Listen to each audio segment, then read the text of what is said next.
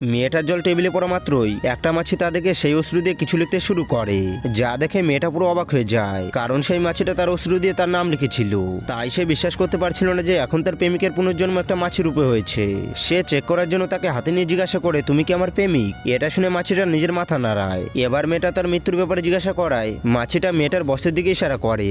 এটা শুনে মেয়েটা নিজের প্রেমিকের মৃত্যুর প্রতিশোধ নেবার জন্য মাছিটিকে ট্রেনিং দিতে শুরু করে। কিন্তু বন্ধুরা, এরপর কি হয় সেটা দেখার আগে তোমরা যদি তোমার মাকে একটু ভালোবেসে থাকো তাহলে ভিডিওটাতে একটা লাইক দিয়ে চ্যানেলটাকে সাবস্ক্রাইব করে দাও।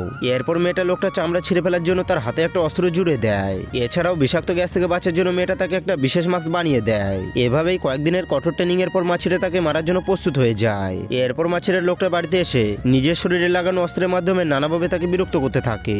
একবার তো সে লোকটা সিগারেট থেকে তার বিছানায় আগুন ধরিয়ে দেয়, কিন্তু ভাগ্যক্রমে লোকটা বেঁচে যায়। এখন মাছির হাত থেকে মুক্তি পাওয়ার জন্য লোকটা টেবিলের উপর বিষ ছড়িয়ে দেয়, কিন্তু মাছিটা তার জালে না ফেসে উল্টে সেই সব বিষগুলো লোকটা ড্রিঙ্কে ঢেলে দেয়। এদিকে লোকটা যখন এই ব্যাপারে জানতে পারে তখন অনেক দেরি হয়ে যায়। আর বন্ধুরা, পার্ট 2 দেখার জন্য কমেন্ট বক্সে বলে যাও।